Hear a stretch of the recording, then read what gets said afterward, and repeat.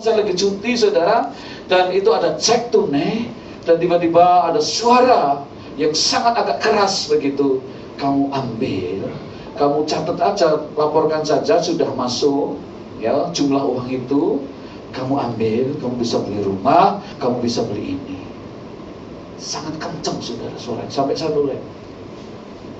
Tapi Roh Kudus nyaris tak terdengar suaranya saudara. Jangan nyaris gak terdengar suara Roh Kudus saudara. Ambil. Saya sampai bergumul saudara, deg-degan nih jantung saudara. Tapi saya puji Tuhan, saya menang di sini. Tidak ada seorang pun saudara. Kalau saya ambil, saya masukkan rekening saya sendiri, tapi saya nggak berdiri di tempat ini saudara. Saya mungkin gagal. Dari sini saudara saya belajar, saya sedang diuji sama Tuhan. Puji Tuhan saya lulus. Saya berharap saudara juga lulus.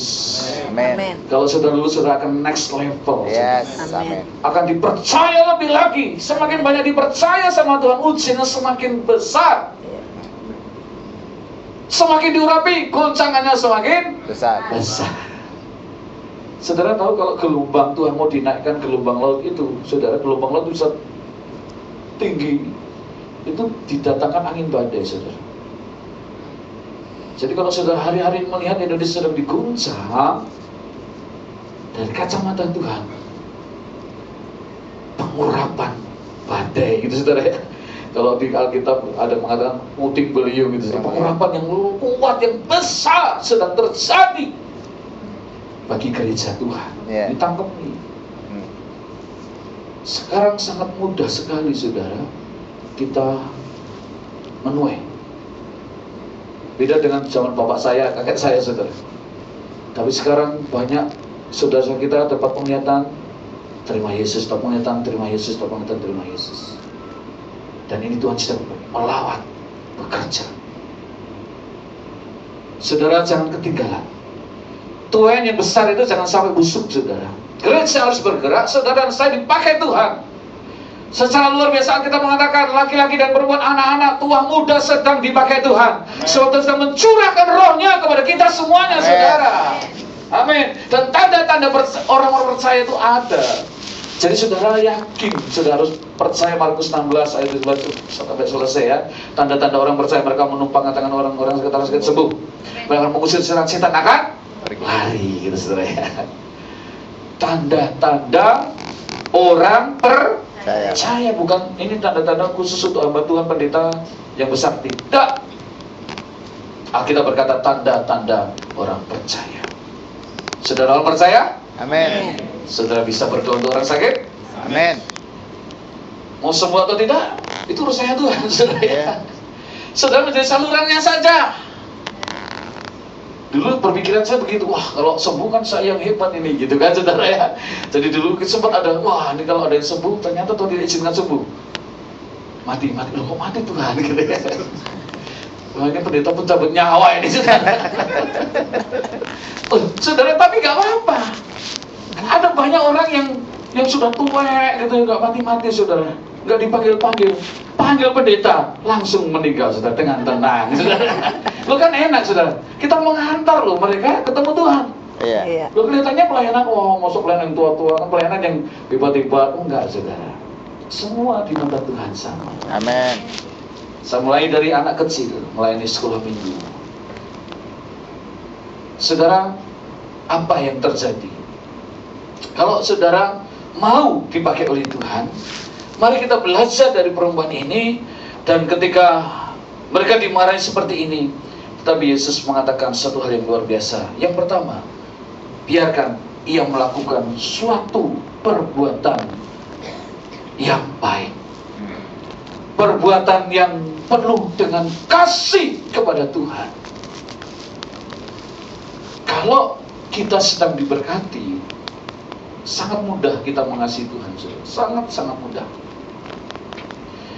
Tetapi ketika kita sedang dalam keadaan kekurangan, sedang diuji seperti ini saudara, dan kemudian Tuhan meminta sesuatu dalam hidup kita, itu sangat berat saudara.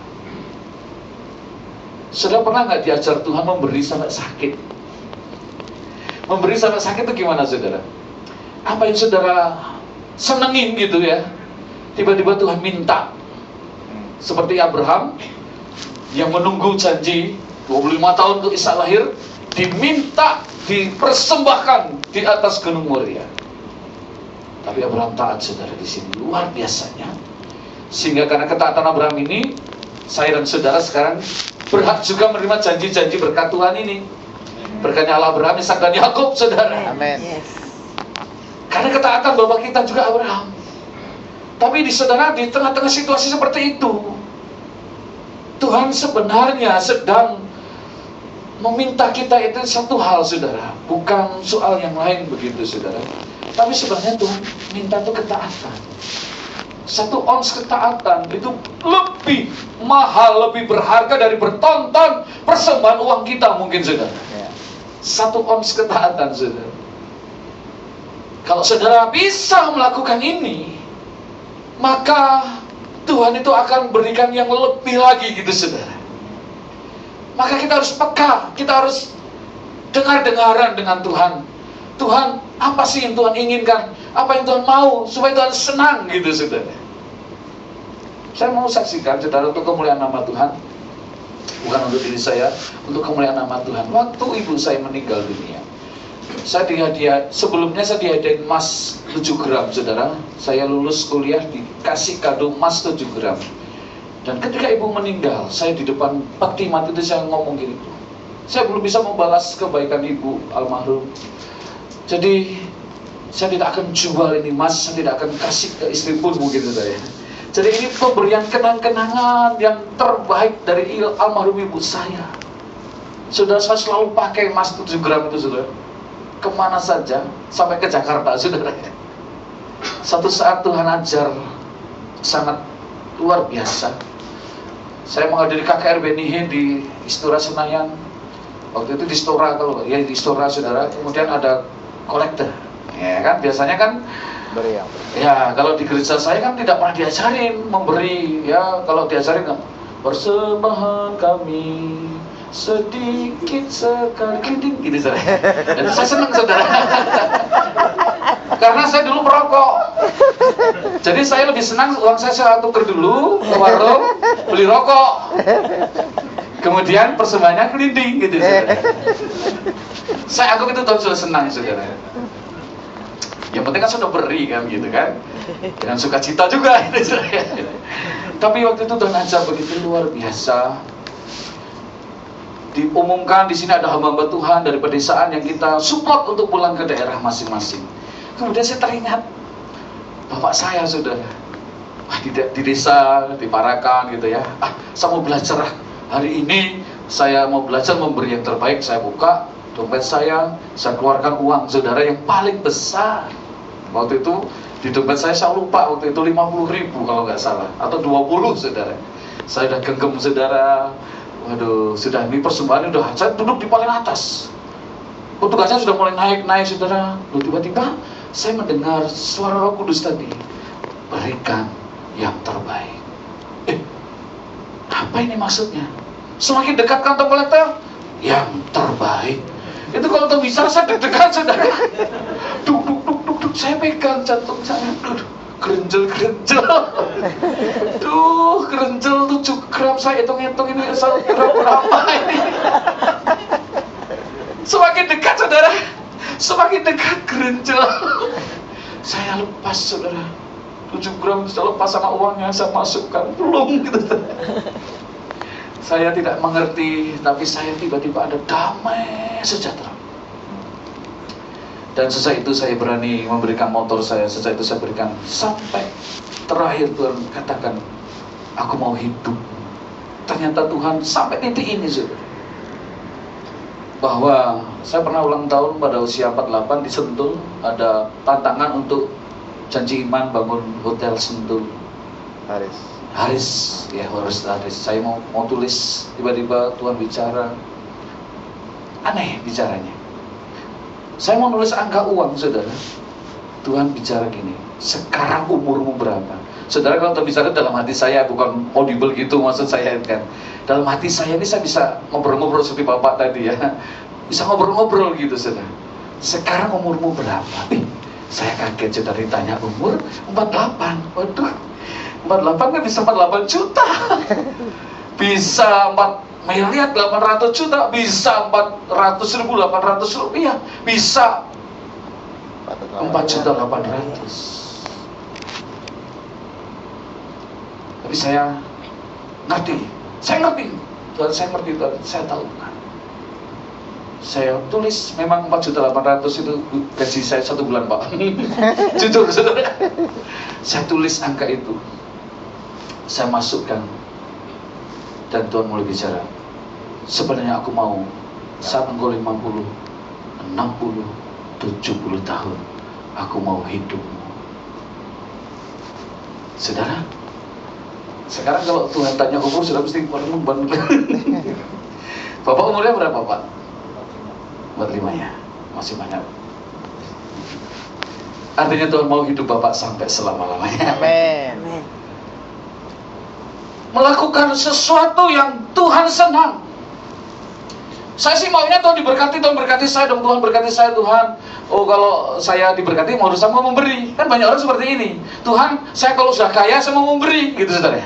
Saya kedatangan tamu, guru sekolah anak panti. Wah, pekerjaan Bapak ini mulia ya, nolong anak-anak panti ya. Wah kalau saya kaya Pak seperti Bapak, kalau saya udah kaya, saya pasti akan bantu Pak panti Bapak. Wah, saya ketawa-ketawa saudara. Orang seperti ini. Belajar dari wanita ini saudara. Yang terbaik dari dia, mungkin itu untuk menikah, untuk modal masa depannya. Tetapi dia tahu perasaan Yesus, dia tahu Yesus sedang masuk dalam suasana saat-saat menderita di atas kayu salib. Maka dia berikan yang terbaik. Mestinya Tuhan urapi kami, sembuhkan kami, itu bagus, tidak apa-apa. Tetapi coba kita berani nggak? Aku serahkan hidupku untukmu Tuhan. Amin. Wanita ini melakukannya saudara, dan Tuhan katakan, biarkan dia. Dia melakukan sesuatu yang baik. Dia mengasihi aku. Dalam keadaan senang kita bisa memberi, luar biasa saudara. Tetapi dalam keadaan kita kekurangan, ketika Tuhan tantang, bisa kan tantangan ke gereja, bisa tantangan kita lihat orang yang lain menderita, bisa saja saudara, Tuhan menguji kita di suatu situasi apapun, begitu saudara. Kita harus peka di sini. Dan saya melihat, ya, ketika saudara bisa melakukan ini surga dicatat, saudara. Amin. Tuhan senang melihat hidupmu dipersembahkan untuk Tuhan. Bukan sekedar uangnya saja, bukan hanya kendaraannya saja yang dipakai untuk menjemput. Karena teman saya ini juga rajin menjemput, saudara. Itu pelayanan yang luar biasa juga, saudara ya. Kalau punya mobil, biasanya kan untuk diri sendiri, ya kan, ya enak menikmati lah ini hasil kerja keras saya, itu saudara kan. Wah, saya bisa punya mobil, semakin hari semakin pakai naik lagi ya, dari Kijang, kemudian apa, dari apa sampai apalagi Bu sekarang sudah nggak ada lagi ya. Senang rasanya ya, boleh menikmati segala berkat Tuhan. Tapi mari pakailah itu untuk memuliakan Tuhan. Amin. Amin. Ya, dulu saya lagi senang-senangnya saudara, baru bisa beli mobil Nissan aja saudara, meskipun second saudara, masih kredit pun, udah senang saudara. Wah saya lihat salap-lap saudara, ternyata Tuhan nggak senang ini.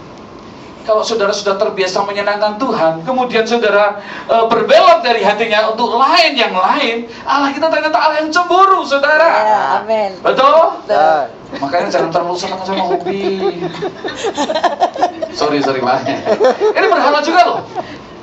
Ya kan berhala. Dulu hobi saya cincin gitu. Sekarang lagi booming cincin kan, saudara. Kemudian ada hobi yang ngumpulin emas, berlian dan sebagainya, itu sih nggak salah, saudara. Tapi mari kita gunakan untuk memuliakan nama Tuhan. Amin. Jadi ketika saya lagi seneng-senengnya gitu, saudara, anak panti, saudara, dengan tenang, mobil saya dicoret-coret gini, sambil nyanyi. Saya, wah,